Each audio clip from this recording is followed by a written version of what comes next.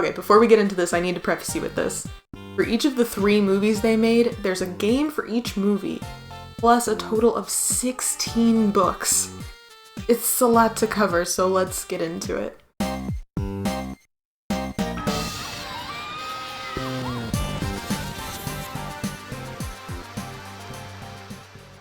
I'm gonna assume if you clicked on this video, you probably grew up watching these movies and still maybe hold them near and dear to your heart. Probably remember a bunch of the words to all the songs too.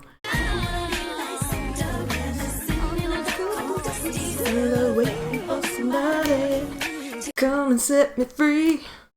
In case you don't, The Cheetah Girls was a 2003 Disney Channel original movie about 4 high school girls searching for their big break for their singing career. We could be grabbing Grammys! Oh, that's actually the plot of every piece of Cheetah Girls media. That was our big chance! And this may change your life. This could change all of our lives. Our luck is changing. I can feel it.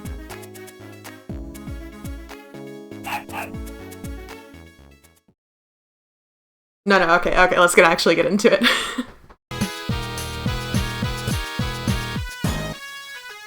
So the movie opens with the girls performing at some kid's birthday party, where they sing one of the more forgettable songs. And then, oh my goodness, so clumsy, they all fall into each other. We had some technical difficulties. I think it's a sign. Maybe we're not ready for the talent show audition tomorrow. When I was rewatching this, all I could think was, man, I thought the stakes were so much higher, but it's just a talent show. It is such a low stakes situation that they take so seriously. Which is all just a preface to say, if you haven't watched these movies in the last 10 to 20 years, it's gonna be a lot sillier than you remember. Galleria, played by Raven-Symoné, though then she was just using the mononym Raven, the bossy, self-appointed leader of the group. She's a rich girl who's apparently overwhelmed with her responsibilities, such as walking her dog and remembering to write down a message from the answering machine. I didn't tell you about that one? No. Chanel's played by Adrienne Bailon, who is Galleria's BFF, and she's another rich girl. Her mom is a model, and she's always borrowing Chanel's clothes. She's got this French boyfriend named Luke that she's always obsessed with, so she's too busy for Chanel. Sabrina Bryan plays Dorinda, who works as a janitor at the youth center. God. Disney Channel character who's not rich? Ew. And Dorinda's thing is that she's supposedly a great dancer?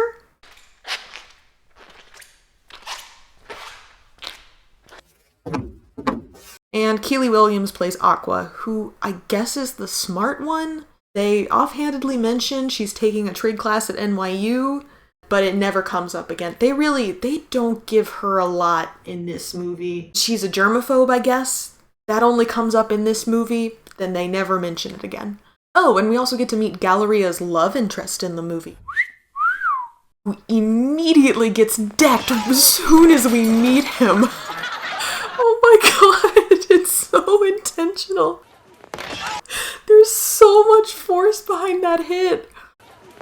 So, the girls go to audition for the talent show, where we find out that the prize for winning the high school talent show is time in a recording studio. Because, as any fans of America's Got Talent know, the only talent is singing. That's the only people who ever win any talent shows.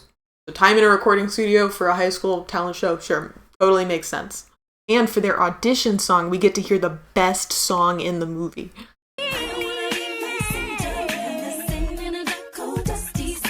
To which the teacher who's running the talent show says things that are wildly inappropriate to say to teenagers. When I look at you, honey, I see a hot, Latin, spicy version of me. And then for some reason, music producer Jackal Johnson shows up. Jackal Johnson? Which, I have a lot of problems with the Jackal Johnson character. The first and main one being, why do a bunch of high school girls know a music producer? Like, know who he is? Could you name one music producer right now? I mean, even one or two. In this movie, he puts his face all over all of the posters of the bands that he produces for. Like he's some kind of movie director. That's Shahrazad. That's Jackal Johnson's new girl. 1 out of 10 points for realism. Although I'll give him 5 out of 10 points for the name Jackal because it is a prey animal to cheetahs. Which is interesting because Jackal is really more predatory on them. I'm looking for the next big thing. Anyway, then we get this super bizarre interaction between Galleria's mom and Jackal Johnson at the talent show audition. I don't know why any of these people are here. Let's see now. 8 Grammys, $20 million label deal, multi-picture movie deal, 4 houses, 7 cars, and you're allergic to dogs. Nice work. I read. Nice to have met you, Mr. Jackal Johnson. Why does she spout out all these facts about him and then pretends like she doesn't know his name? You know all these facts about him! Anyway, Galleria's mom is super against them making a deal with Jackal, but after some back and forth, she finally agrees. Now the next day, it's time for the meeting with Jackal. All the girls are there except Galleria, who is running, literally running, late. Where she gets between a man and his dog and gets dog poo on her shoe, which is obvious to everybody but her, apparently. Smells like you brought it with you. Chanel, this saint, helps Raven wipe the dog poo off her shoe with some towel that I guess they just have regular nice towels in this public bathroom. And then Chanel throws the dog poo towel into the pile of normal clean towels. That's a dog poo towel, Chanel. What are we doing? Despite all this, Jackal likes him, gives the girls a contract to sign, tells them to record the demo, and they'll see if the record label will pick them up.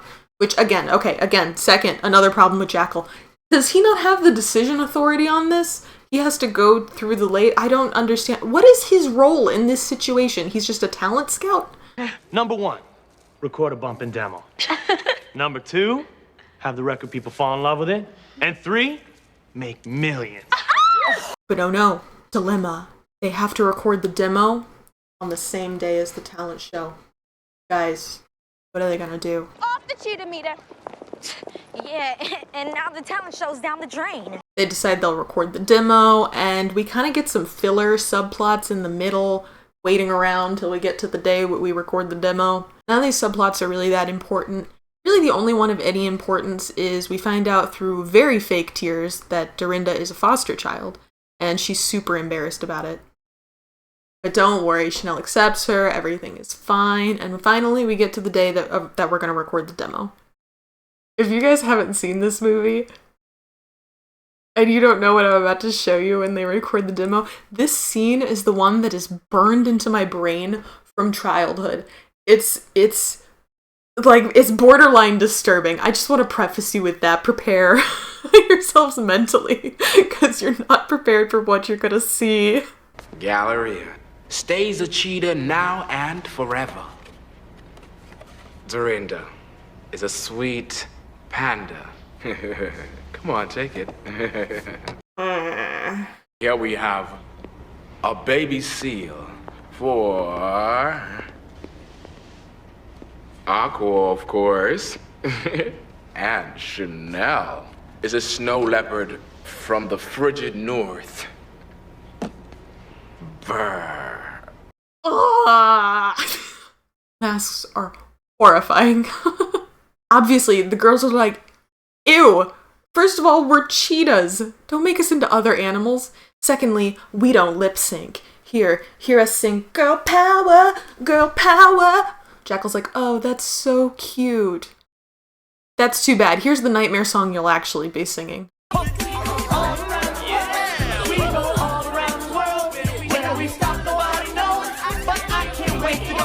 don't like it. So Galleria is like, ew, hard pass, no thank you. All the other girls are like, no, Galleria, you don't make the decisions for us. And it's like, okay, fine, maybe it's not right for her to make decisions for the group, but it's the right decision. Just look at those things. The girls get into a fight.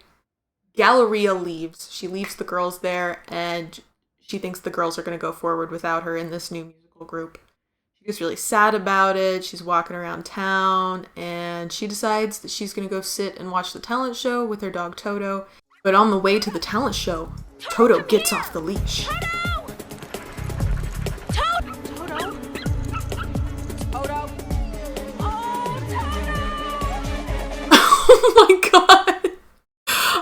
sorry, it's supposed to be serious, but it looks like the dog is in like a 2-foot deep hole. You could just grab the dog, but instead the news shows up and they shut off the power to the whole area to rescue this dog. But because it's on the news, all of the Cheetah girls, one by one, show up to be there for Toto. Guys, you aren't going to believe how they rescue the dog. He's wiggling! He's wiggling! Together we can He's wiggling! Come on! Come on! Oh, that poor dog. As it turns out, the other Cheetah girls didn't take the deal with Jackal. They reunite and celebrate in true Cheetah Girls fashion in song, with very dangerous dance moves on slippery cars. And for this amazing street performance, the girls win the talent show. Talent show's first prize goes to the Cheetah Girls! I don't know, man. Why not? Sure. Whatever. Oh, also Raven Smooch is the boy love interest, because Disney movie? I don't know. That's the movie. Overall, it's not as great as I remember it. The songs still hold up pretty well to me, but there is a lot of fighting about pointless stuff. There's a lot of infighting between the cheetahs. I'd say still it's not a bad movie. Now, I didn't know this until recently, but the Cheetah Girls movie was actually based on a book series by Deborah Gregory that had come out 4 years earlier. While she was working as a columnist for Essence magazine, Disney Publishing approached her to write a book, Cheetah Girls, which obviously Disney optioned the rights for the movie. Which I find really interesting because the movies take almost nothing from the books plot-wise. The first book is the Cheetah Girls' origin story. Chanel and Galleria are friends who want to start a girl group, and on the first day of school, they meet Dorinda and ask her to join, and then a pair of twins from Texas move up. They want to be backup singers, so they join the group too. Yeah, that's right. First major change from the book you notice right away. We got rid of one of the twins. We just completely deleted a full Cheetah Girl. Apparently Aqua has a twin named Angie in the book series, and she is mistreated as much in the movies as she is in the books. Cheetah Girls book series is one of those that rotates point of view each book, so it'll go from Galleria to Chanel to Dorinda to Aqua, and it does that 4-girl rotation every 4 books for the 16-book series. And Angie never gets a book to herself. She never gets a POV book. Aqua always talks for her. That may be why they cut her from the movie, and also to not have to pay a 5th girl. The second big change from the book is Dorinda tells them right away that she's a foster child. She doesn't really feel a lot of shame in this. It's just a statement of fact, and it's not that big of a deal, whereas in the movie there's a whole sub-scene revolving around this, which I really liked. You can tell reading these books, Dorinda is the most complex and well-developed character, which makes sense because the author herself grew up as a foster child, so you can really see her own point of view put into the character, which makes her the strongest character and most interesting character in the books. Also, this book is way more PG-13 in a lot of ways than the movies are. Kids in junior high school used to say I looked like Backstabba, the lead singer of Karma's Children. I don't think we look alike. I have bigger hips and Tommy knockers. That means boobies. That is so out of pocket. Are you kidding me? With Tommy knockers? Get out of here with that. You can't put that in a kids' movie. But then again, Galleria is constantly making weird body remarks about her friends and especially about her mom. She's still as thin as when she was a model, unlike my mom, who is now a size 18, Class A diva. Mom weighs 250 pounds. That's 120 pounds more than she did as a model. Why are you talking about your mama like that? In the locker room, Dorinda takes off her top. She always wears a white training bra, but she doesn't have much to train. She's flat-chested like Chanel. Ouch. I'll give the books this. They sound like a teenage girl wrote them. They are catty. I don't know. It just feels kind of weird to read. But on the flip side, it's like the only thing memorable about this book. I read this book 3 days ago, and I am struggling so much to remember what happened. It's kind of like the movie, and they do a lot of fighting amongst themselves, a lot of bickering. I don't know, it's just not a lot of substance for a 100-plus page book. Honestly, all of these 16 books you can sum up in a sentence or two. Here, I'll do it right now for you. Book 2 actually contains some of the scenes from the movie. They meet Jackal Johnson and Chanel overspends on her credit card. Dorinda gets offered a spot in a dance troupe. It goes pretty deep into Dorinda's story here, which I think makes it the best one. If you're going to read any of these, read book 3, because Dorinda's story is definitely the most interesting. Book 4. Girls lose a competition, but luckily run into famous singer Kahlua at the beauty parlor, who can give them a chance to perform for her. Book 5. Girls go to Hollywood in hopes of a record deal. LA shenanigans ensue. They go home. Subplot about gallery and making and selling dog collars. I don't know. Oh, just kidding. Not a subplot. We go way into depth about selling dog collars here. Dorinda finds out she has biological siblings and that she's half white. We also find out she's only 12 years old. Which, I mean, they're freshmen in high school, so they're, 14? She's a couple years younger. It creates a little bit of drama for them. Book 8, the twins are back in Texas for the holidays and get an opportunity for the group to perform at a charity fundraiser. Galleria rips off another group's song and they perform it at a rodeo where the other group is also performing. Actually kind of an interesting conflict, finally. Book 10, Chanel decides she's going to audition to be a ballerina but worries she's too thick, so she develops anorexia. Again, an interesting topic to tackle, but takes us a little bit off topic from the Cheetah girls of it all. Mariah Carey. Yeah, I guess we're just done coming up with fake names at this point. Gives Dorinda's foster family free tickets to her show, and the Cheetah girls get to meet her. That's the whole book. Weird witchcraft subplot for most of the book. And oh yeah, remember how in book 5 they went looking for a record deal? They finally get a call back. Now, in book 12. Book 13. Man, these books all really run together. The girls bicker with each other as they progress towards a record deal. Also, Toto knocked up the neighbor dog, and they go to family court over it. I didn't even know that was an option for dogs. Book 14 is more dog custody battles, more girls bickering, Chanel's eating disorder is back. We're so off track at this point, and we're just beating dead horses. We're just running over all of the stories we've done before. Book 15, Dorinda reveals to the group that she's 12. For a second time. Yeah, we went over this in the book already, but the author, I guess, forgot, and we're doing it again. Writing's getting a little sloppy towards the end here. And then book 16, oh yay, something relevant to the band. We get a record deal with Def Duck Records. Hooray, yippee. Oh my god, that was so pointless. Would like to say, these books are so off base that for all of the Cheetah Girls movies, they released movie novelization books so that you could actually read along with what the movies were like. The only other thing I found interesting about these books is that the author actually wrote out a bunch of songs for the girls to sing, and 0 of those songs went into the development of the movies. Guess makes sense, because then they'd have to give her some songwriter credit and some of that song money. But, I don't know, they're not all that bad. Glitter, glitter, don't be bitter. That's how I imagine that one going. No place like the glitter dome. There's no place like the glitter dome. I could have worked with that. Would I recommend the series? No. I went through this so you wouldn't have to. Just watch the movies or play the games. Lucky for us, alongside the release of the Cheetah Girls 2, we got the Cheetah Girls for Game Boy Advance. And even though it's 3 years after the first movie, this game kind of makes sense because it does lead you up into Barcelona where the girls are headed. The Cheetah Girls need to do some gigs to earn experience, in this case stars, so that you can have enough clout, I guess, to get better gigs and eventually have enough star power to get into the New Voices competition in Barcelona. Aw, that's so cute that they make you punch in the phone number on your phone to call for a gig. Our first gig is for Chanel's little brother Poochie's 5th birthday party. I'm a little offended we had to call in about this. I kind of thought Chanel would put in a good word for us, being that it's her mom that we call to schedule the party. But off we go into the first gig, which is just a mediocre rhythm game. It's not even set to a Cheetah Girls song. It's set to some random song they've labeled as House 1. Maybe we'll unlock more songs later?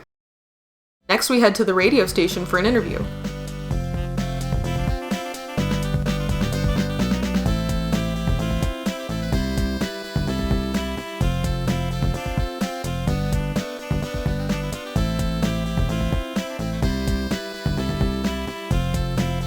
What? That's it is absolutely right, Aqua. What a a trash interview. Could you imagine? Excuse me, ma'am. Could you tell us a little bit about yourself? Hi, I'm Poky. I make videos. Wow, what a great interview. After that stunning interview, now it's time to go to another gig. And that's pretty much the pattern of the game. Do a gig, do a side mission where you talk to people or run around, do a gig, on repeat. But oh look, we do get to make our own songs to dance to inside of an old copy of Windows Media Player.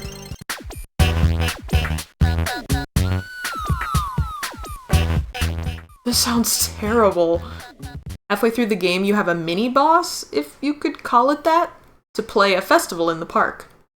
But oh no, they screwed up and they only gave the girls 3 passes. What are we gonna do? Hey, didn't you see the sign? Park workers get a pass free. You girls sign up with the passes and I'll find a job. Then we're all in. Aqua, my babe, my darling, my girl, please. There must be a better way. Please just talk to an event organizer. Talk to someone, please. Aqua. Anyway, you keep doing the gig side work pattern. Toto writes music for the band.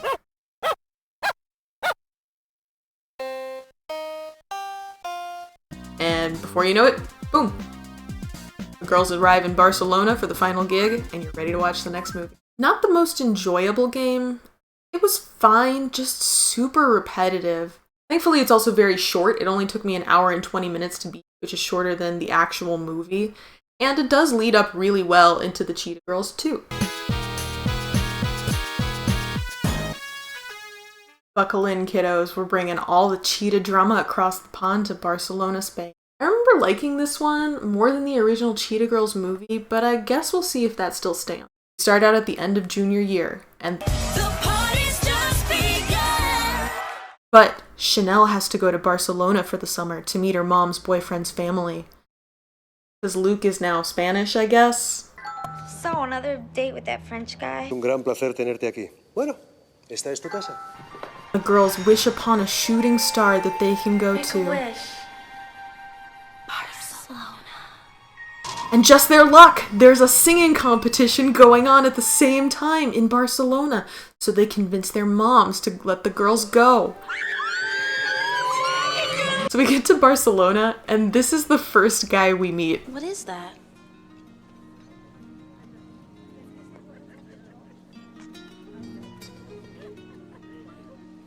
I don't know why his entrance is so funny to me. Oh yeah, also remember the guy Galleria smooched in the last movie? Yeah, forget him. We're into this guy now. This is Angel. Angel, how beautiful. And he helps us sing their hit song, Strut. After we strut with Angel, we go to where the girls are staying with Luke, which is apparently some kind of European palace. Plus, we're generous enough to give another girl a love story in this one.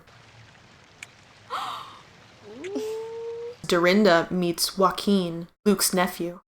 Joaquin tells them that they're going to get to meet their competition that evening. Dancing Cat is a teen club. Everyone who's in the festival tries out their material there. And we meet Marisol, who sings a song that, for my entire life, I thought was a real song. And it turns out I've just watched this movie too many times as a child.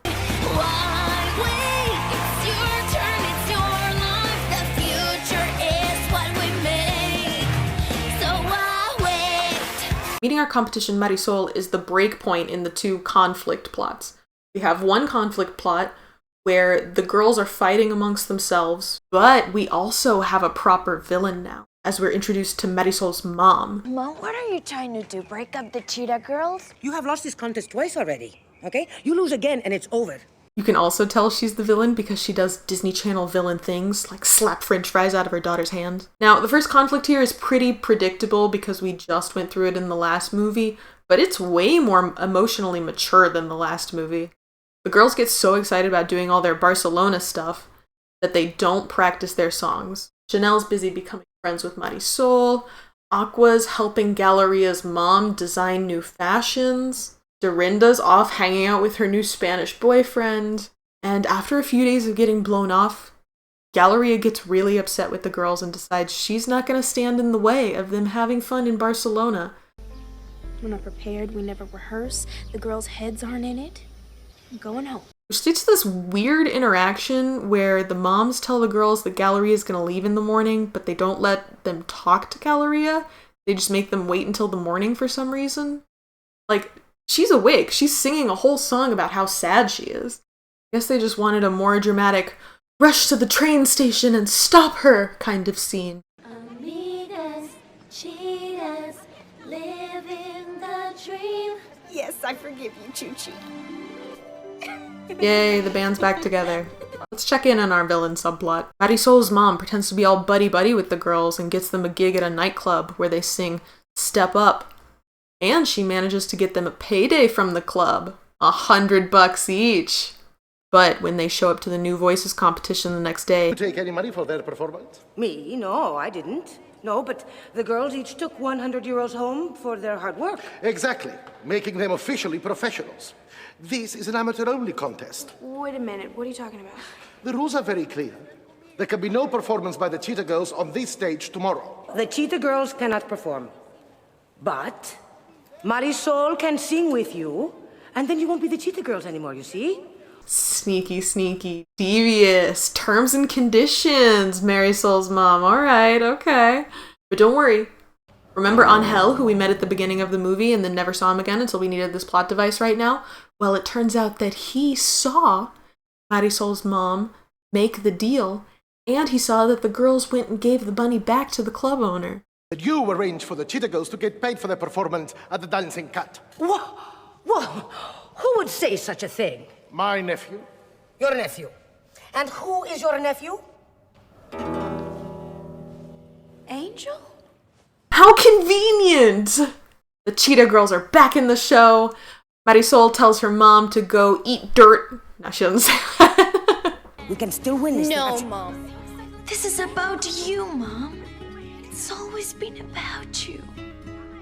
And they sing, Amigas, cheetahs, friends for life. And I guess they win the singing competition. It's kind of unclear because they just have a giant party on stage and Angel is up there playing guitar. The director comes into the Cheetah Girls set at one point and starts playing trumpet. Doesn't really seem fair. I don't know, Cheetah Girls. I don't know that it was just you winning that competition. Or, I don't know, they never announced a winner, I guess. We just all partied off stage into the credits. So, did they win? I don't know. Just a couple notes between this movie and the first one. You can really see Raven grow as an actor between this movie and the first one. The 3 years of That's So Raven she did between the two movies, you can really tell she's grown in her expressions and her comedic styling between now and then. 2, we still pretty much ignored Aqua in this one. The only subplot she got was that she was helping Galleria's mom with some fashion designs. That's it. She didn't really get to talk much at all still.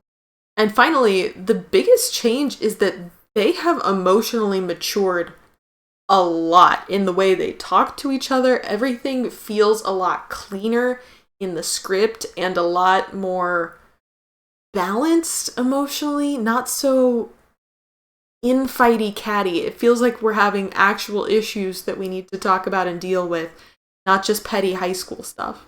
Look, I'm sorry about you, me, and my mom, and how I've been acting like a spoiled brat standing in the way.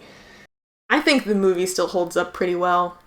The songs hold up really well for me. That's a nostalgia thing. I hold those very dear in my heart. But I still think it holds up pretty well. It's an entertaining watch. It's a pretty fun movie. And honestly, it did get me pretty hyped to play the DS game that accompanied it.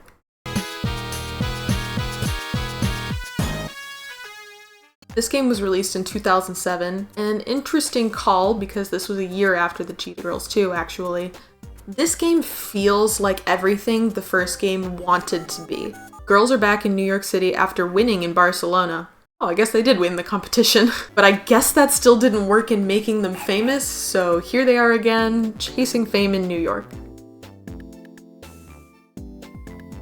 Follow the girls through various shenanigans for a week, doing fun things like solving a conflict between two grown women,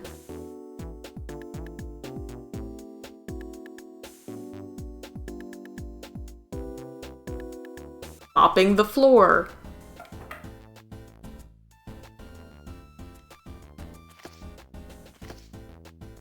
or watching a wolf gently hump the air while Toto stands frozen, praying he's not next. You get to play as each girl at different points during the day. Each girl has her own special minigame that you play, usually as part of the story to resolve a conflict. Galleria's minigame has you composing the Cheetah Girls songs with a monkey see, monkey do memory pattern style game.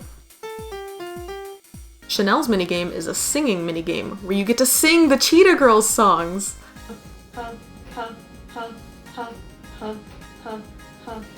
Dorinda's minigame is a trace the line dancing minigame, though it looks more like she's auditioning to be an idol animation in that terrible Charlie's Angels video game.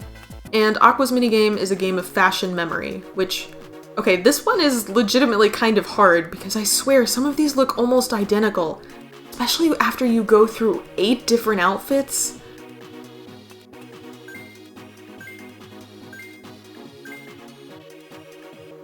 Oh my god, there are so many blue choices! Oh, come on! At the end of each day, the girls perform a show where you totally ruin a tinny robo-sounding version of their song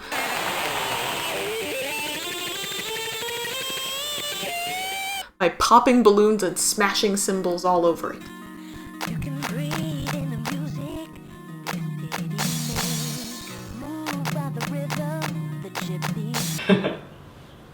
What? The game is really pretty fun. Sure, the storylines are kind of goofy, but it's pretty much on par with what we've seen from the Cheetah Girls to this point. It does feel more like a PC point-and-click adventure, but if you like a casual game that feels like that, you don't get tired of hearing the same Cheetah Girls beats over and over again, pretty enjoyable. I had a nice time playing it.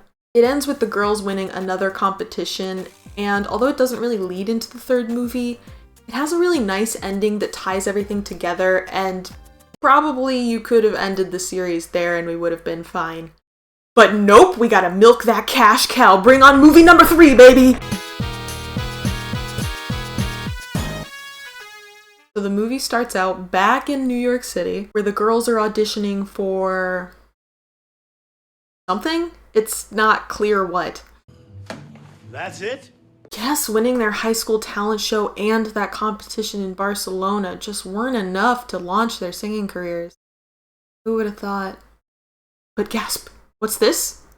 Cheetah Girl is missing for a razor-thin reason. We used to be a foursome, but then Galleria got into Cambridge. It's so not believable to me that Galleria would abandon the Cheetah Girls for college. Especially because in the first movie, she is so against going to college. She is always fighting her mom on the premise of going to college because she's like, if we make it as pop stars, I don't need to go to college. We'll have bazillions of dollars. Some people don't even go to college. So I just don't buy it. I also don't buy it for the fact that it's summertime and all of the other girls are going to college in the fall. Anyway, that first audition they do goes poorly, and they feel bad about it, so they go eat in an Indian restaurant where they get a totally random call from a stranger who's like, "You want us to audition for a movie?" Never explained where he comes from or how he got their info or anything he knows about them, just a stranger calling them in the dark. Anyway, this guy Vic is directing a Bollywood movie, and he wants the Cheetah Girls to star in it. Things move fast in Bollywood. The Cheetahs are coming! What did he just say? Bollywood? That's what I thought you said. India, Bollywood. We're going to India! So the girls go to India, Let him know the Cheetah Girls have arrived. where they meet Vic's uncle, who is funding the film, and he gives us the main conflict of the film. Audition. Against each other? Correct. I will choose one star, others go home. Goodbye. So the girls are like, all right, we'll audition for it, but we're going to do it fair and square. For some reason, there's like 30 minutes of filler activities then here before we get to the audition, and all of it revolves around boys. Chanel's all into the director guy, Vic. Dorinda spends the whole movie moping about how she's heartbroken about her Spanish boyfriend breaking up with her. Oh no, Spain is calling! And she's busy getting the leading man of the movie together with the choreographer. Oh, he's here. The Jonas Brothers. Oh, also Dorinda's like super obsessed with elephants looking at her. And he looks at me, and I look at him, and he looks at me. Do you see that? That elephant is staring right at me. And I look at him. And then Aqua. Oh, we have to talk about this ridiculous scenario they gave Aqua. So she's been pining after this tech support guy, even when they were in New York City, that she keeps calling with computer problems. You are not messing with your computer so you can flirt with that tech support guy. Then while she's in India, he calls her. That's weird. There's no caller ID. Hello? Not doing anything. Me neither. I mean, other than looking at the most beautiful sunset I've ever seen. It is beautiful. Wait a minute. You're watching the sunset too? What's that mean? We're in the same time zone. There's this beautiful temple. With white carved elephants? Yes! Wait a minute, describe exactly where you are.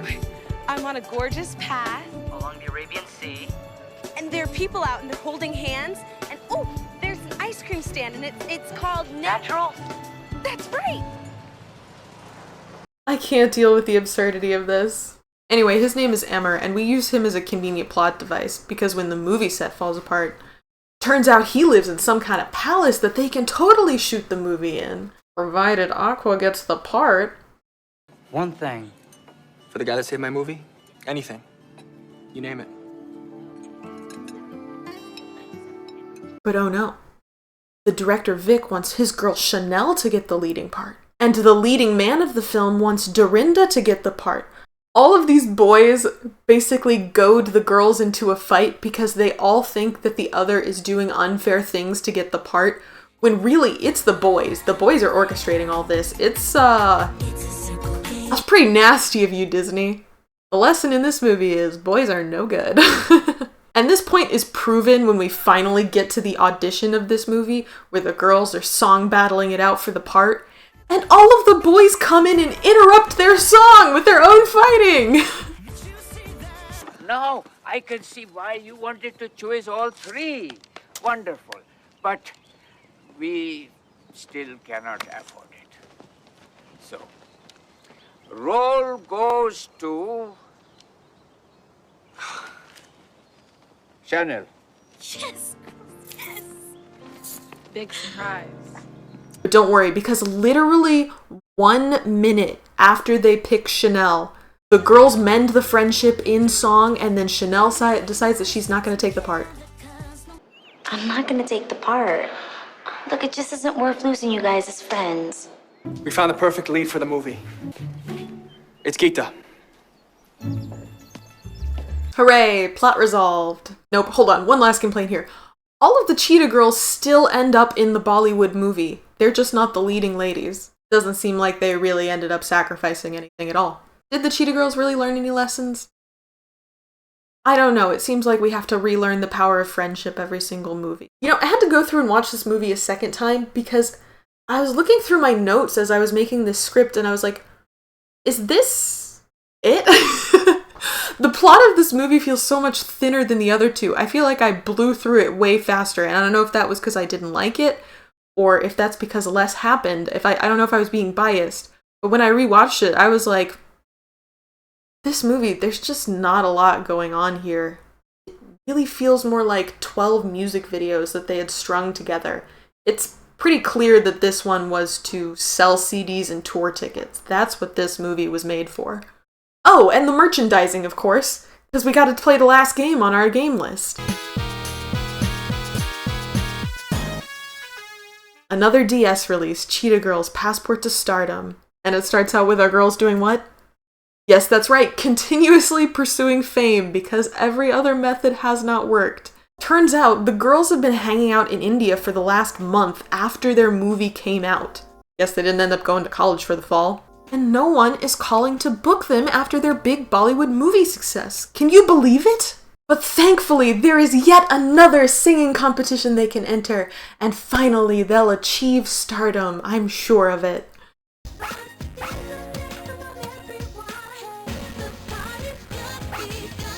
Okay, this is gonna sound really harsh, but I don't like anything about this game. The gameplay is mostly a poor copy of the last game, but instead of the fun, walk around the world, point and click adventure, it's a visual novel. And they kept the minigames, kind of. Galleria's obviously gone, as is her minigame. But they also get rid of Chanel's minigame for some reason. Dorinda still has a dancing minigame, but now it's a really bizarre rhythm copy game with very tight button press timing.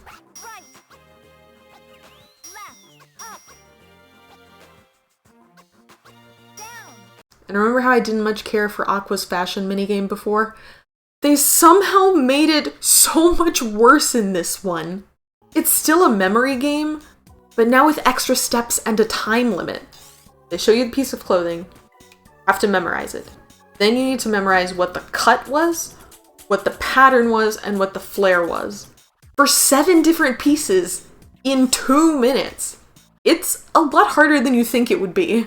Oh, and the crown of all the crud, the performance. They kept the same performances that you did at the end of each day in the past DS game, and improved it slightly by toning down the noises you make when you hit the bubbles.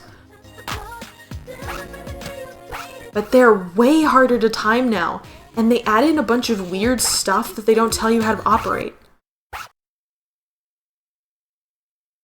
What is this? What is this weird beach balls thing? Why are we on a disco ball? What do you mean, opponent? Is this a battle system? Turns out it is, and you have to play this performance minigame 10 different times. The game only takes 2 hours to play, and this is most of it. I don't like your High School Musical graffiti font, I don't like your battle system, and I hate your poor man's musicless Dance Dance Revolution. On the bright side, they only make you go through 3 locations. You do a final competition in New York City, and you win a world tour. Yay! Finally, after all of this time, the Cheetah Girls are successful, and they go on the world tour they've always dreamed of. It only took us 16 books, 3 movies, and 3 games to get there. Overall, I thought the game was super disappointing, especially compared to the last DS game where they ruined so many of the great mechanics they already had going for them. So it's a very fitting companion to the Cheetah Girls 3, and a pretty okay ending to the series overall. I found it really interesting to go back and revisit these movies that were a lot bigger part of my childhood than I thought they were, with how ingrained some of the songs are in my brain. Also, final side note before we wrap up, something that really struck me in going back and watching these movies is the sheer difference over the course of 5 years of each section of the aughts. Like the early aughts, you have the tracksuits, the songs are a little more R&B flavored. Mid-aughts, we get the articles of clothing with like random patterns and the ripped jeans and of course vests. The songs get a little more pop sounding. They've got like electric guitars and clapping and all of that. And then in the late aughts, the music gets a little more electronic sounding.